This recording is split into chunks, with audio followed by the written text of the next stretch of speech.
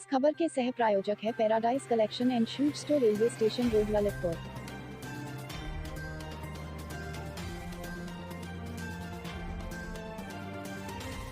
इस खबर की सह प्रायोजक Sanskar valley academy school, Mahrauni road, Masaura Kala, Lalitpur. इस खबर के सह प्रायोजक है नीलकमल स्वीट, शाही रोड, सावरकर चौक, ललितपुर। इस खबर के सह प्रायोजक हैं Bade Baba car Bazaar, station road, officer hostel के बगल में, सिविल लाइन, ललितपुर।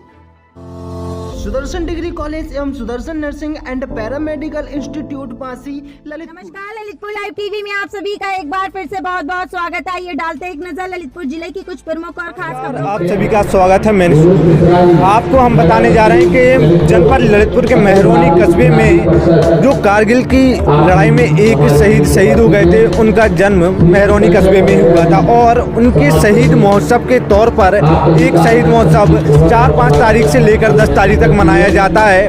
विगत कोरोना काल में यह बंद था, परंतु इस वर्ष काफ़ी धूमधाम तरीके से मनाया गया। वहीं आपको बता दें कि कविता और कवि हिंदुस्तान का एक ऐसा रस है कि वह हर एक रस में रम जाते हैं और लोगों को अपनी मन की अनुभूति काफ़ी बेहतरीन तरीके से लोगों के सामने प्रस्तुत करते हैं। वहीं हमारे साथ यहाँ पर कुछ कवि मौजूद हैं, उनसे हम आपको रूबरू करवाते हैं कि भाई कहाँ से आए हैं, कैसे हैं और क्या नाम है उनका। और कई कवियों को तो आप जानते भी होंगे, इनकी कविता कहीं ना कहीं आपने सुनी भी होगी।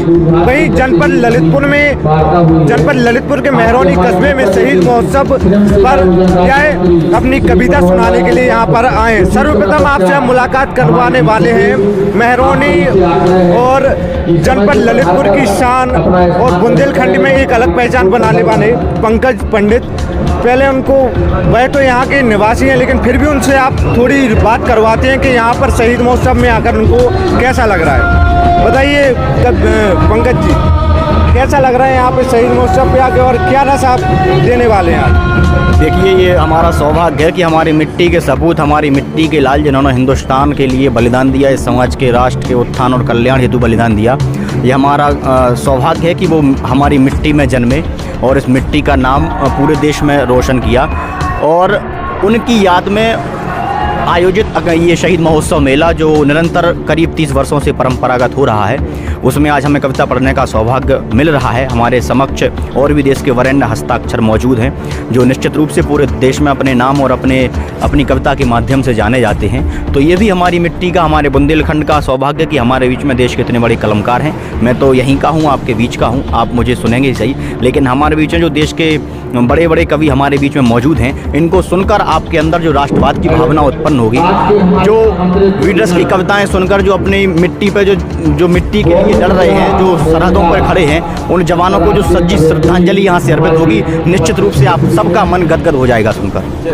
बहुत बहुत धन्यवाद पंकज जी। अब एक और यहाँ पर बहुत सारे कवि हैं, सबका नाम लेके हमारे साथ दूसरे कवि भी मौजूद हैं, उनसे भी आपको रूबरू कराते हैं, उनका नाम, पहचान और कहाँ के वह निवासी और महरौनी में शहीद महोत्सव में आकर उनको कैसा महसूस हो रहा है और क्या कहना है उनका। सर, क्या नाम है आपका?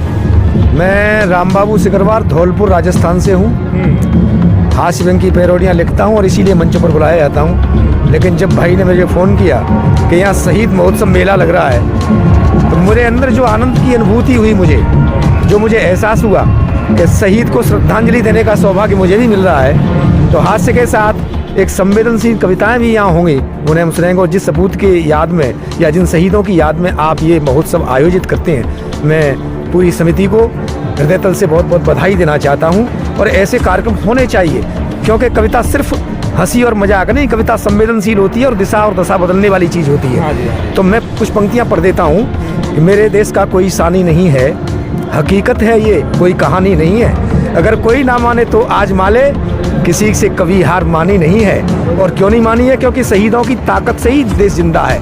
तब कहता हूँ, ये स्वाधीनता अब गमानी नहीं है, शहीदी चिताएं सिरानी नहीं है। और करे यदि कोई बेवफाई वतन से, वो समझो असल खानदानी नहीं है। शहीदों को प्रणाम करने का जो सौभाग्य मुझे प्राप्त हुआ है, मैं पूरे महरौनी का और आप सभी आयोजकों का बहुत बहुत दिल से आभार प्रकट करता हूँ। बस, धन्यवाद। चलिए, आपको भी इनकी कविता सुन के काफ़ी आनंदमय होगा। और वहीं साथ साथ दूसरे कवि भी, आपका नाम और? मैं हूँ अजय अंजाम, और देशभक्ति की कविताओं के लिए ही जाना जाता हूँ। मेहरौनी एक बार और भी मैं पहले आया था। यहाँ के श्रोता अद्भुत हैं, जिस तरह से कविता सुनते हैं और ख़ास तौर से शहीदों और शहादत के लिए जिस तरह दीवानगी है यहाँ पर। दोबारा जब मुझे यहाँ से इनविटेशन पहुँचा, मुझे लगा कि मैं उस क्रांति धारा पर पढ़ने जा रहा हूँ जहाँ शहादत की एक बड़ी परंपरा है। आज राजेंद्र शुक्ल जी की स्मृति में कार्यक्रम है, जिन्होंने अपने प्राणों का उत्सर्ग राष्ट्रमाता की सुरक्षा के लिए किया, तन मन धन न्यौछावर किया इस देश के लिए। तो ये मेहरौनी मेरे लिए बहुत इंपॉर्टेंट जगह है और ख़ास तौर से शहीदों के लिए यूँ कह सकता हूँ कि जीवन पोथी के हर पन्ने पर अभिमान लिखा निकला। शहीदों की ज़िंदगी क्या है, क्या क्या पाने की ललक में वो करते रहते हैं। जीवन पोथी के हर पन्ने पर अभिमान लिखा निकला और रक्त की बूंद बूंद पर बस बलिदान लिखा निकला। जिस्म हटाकर जब शहीद का देखा हमने पर्वत की, श्वेत बर्फ पर लाल लहू से हिंदुस्तान लिखा निकला। तो जिन्होंने क्रांति के पन्नों पर अपने रक्त से हस्ताक्षर किए हैं, उन शहीदों की स्मृति में जब कोई कार्यक्रम होता है तो मन आनंदित होता है। और फिर ये तो शहादत की बड़ी ज़मीन झांसी के पास स्थित है, जहां वीरांगना लक्ष्मीबाई ने अंग्रेजों के दांत खट्टे किए थे। उस शहर में आकर के काव्य पाठ करना, उसके समीपस्थ कस्बे में आकर काव्य पाठ करना हम सब के लिए गौरव का विषय है। मैं आयोजन समिति को बहुत बहुत बधाई देता हूँ।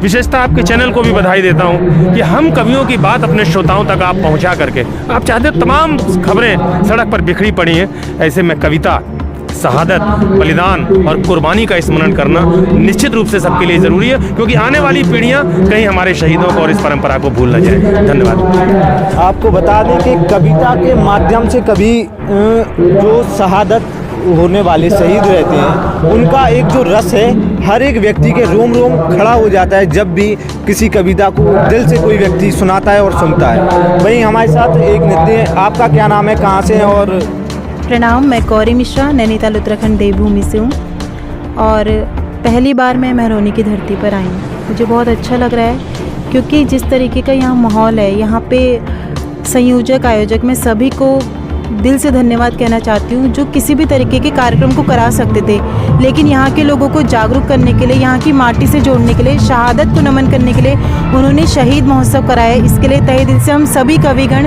धन्यवाद कहते हैं। और आपके चैनल को मैं यही कहना चाहूँगी कि आज हम क्या भाव अपने मन में लेकर के आए हैं। हर एक मजहब को पूजा है सदा अपना धर्म कहकर, लिए हथियार हाथों में ये इंसा का करम कहकर, चलो आवाज़ में उसकी करे आवाज़ हम शामिल, वतन से हो गया रुखसत जो वंदे मातरम कहकर। राजेंद्र शुक्ल जी को हम सभी अपनी कविताओं से नमन करेंगे, एक तीर्थ कराएंगे अपनी कविताओं को। और मैं धन्य हो गई आज इस माटी पर आकर के। बहुत बहुत धन्यवाद ललितपुर का, बहुत बहुत धन्यवाद उत्तर प्रदेश का, जिन्होंने इस बेटी को आज काव्य पाठ के लिए यहाँ आमंत्रित किया है। जय हिंद, जय महान। हमारे जनपद ललितपुर में भी ऐसी काफ़ी खुशी है कि दूर से व्यक्ति आए और जनपद ललितपुर की भूमि को भी अपने जो भी उनके विचार हैं, विचार से लोगों तक अच्छे संदेश पहुंचाए, क्योंकि विचारधारा बदलना बहुत ही आवश्यक है। वहीं दूसरे भी हैं, उनसे भी आपका परिचय करो। कहाँ से हैं आप और क्या नाम है सर? प्रणाम, मैं अमित शुक्ला रीवा मध्य प्रदेश से हूँ और बुंदेले हर बोलो के मुँह हमने सुनी कहानी थी, खूब लड़ी मर्दानी वो तो झांसी वाली रानी थी। ये वो बुंदेलखंड है जहाँ जो मर्दानगी और वीर शौर्य के लिए जाना जाता है, वीरता के लिए जाना जाता है, उसी को चरितार्थ करते हुए आपके मेहरौनी ललितपुर के एक लाल शहीद राजेंद्र शुक्ल जी की स्मृति में ये शहीद महोत्सव हो रहा है। मैं गौरवान्वित हूँ, हर्षित हूँ अपने आप को और सौभाग्यशाली समझता हूँ कि उनके चरणों में काव्यांजलि देने का अवसर मुझे प्राप्त हुआ है। मैं पूरे आयोजन समिति को भी और ललितपुर को और आप सबको इसलिए प्रणाम करना चाहता हूँ क्योंकि आप सबने सिद्ध किया है, कहीं बड़ा है कि शहीदों की चिताओं पर लगेंगे हर बरस मेले, वतन पर मिटने वालों का यही बाकी निशा होगा। तो आपने उस पंक्ति को चरितार्थ किया है। अपने मेहरौनी के लाल शहीद राजेंद्र शुक्ल जी की स्मृति पे ये शहीद महोत्सव मेला हो रहा है, इतने वर्षों से हो रहा है। हम सबको सौभाग्य मिला है कि उनके चरणों पर पुष्पांजलि कविता काव्यांजलि अर्पित करने का अवसर मिला है। बहुत बहुत चलिए, बहुत बहुत धन्यवाद आपका भी। सर, आपका नाम और कहाँ से हैं सर? नमस्कार, आप सभी का हार्दिक स्वागत। मैं विराज पंकज झांसी से आप सभी के बीच उपस्थित हूँ और ये मेहरौनी में दूसरी बार हाजिर हुआ हूँ। ये मेरा सौभाग्य है और मैं खुद को बहुत सौभाग्यशाली समझता हूँ कि आज शहीद राजेंद्र शुक्ल जी की स्मृति में होने वाले इस बेहद भव्य कार्यक्रम में उपस्थित होने का अवसर प्राप्त हुआ। जैसा ही कहा जाता है, जो चूके ही नहीं तरकश में ऐसा तीर रखता हूँ, हथेली पर नहीं मुट्ठी में मैं तकदीर रखता हूँ। ये तूफ़ान क्यों ना मुड़ जाए मेरे सीने से टकराकर, मैं अपने दिल में हिंदुस्तान की तस्वीर रखता हूँ। अपनी इन चार पंक्तियों से मैं पुनः आप सभी का हार्दिक स्वागत करता हूँ और ये कामना करता हूँ कि हर वर्ष इसी भव्यता के साथ शहीद महोत्सव मनाया जाता रहे। आप सभी का पुनः हार्दिक धन्यवाद। आपको बता दें कभी कभार कविता मोटिवेशन के तौर पर भी सुनी जाती हैं और लोगों के कई मोटिवेशन भी हो जाते हैं। सर आपका नाम सर और कहाँ से सर आपका? कमल मनोहर जयपुर से हूँ। आज के कार्यक्रम का संचालन कर रहा हूँ। राजेंद्र शुक्ल जी की स्मृति के अंदर ये अभूतपूर्व कार्यक्रम हो रहा है। आपने भारत पाकिस्तान युद्ध में अपना प्राणों का उत्सर्ग किया था, लेकिन आज जब शहीदों के रूप में भारतीय सैनिकों की लाशें आती है तब चार पंक्तियाँ कहना चाहता हूँ कि हमें रामकृष्ण अच्छे लगते हैं, फिर यजीद क्यों होते हैं? बुरे आदमियों के हमें दीन क्यों होते हैं?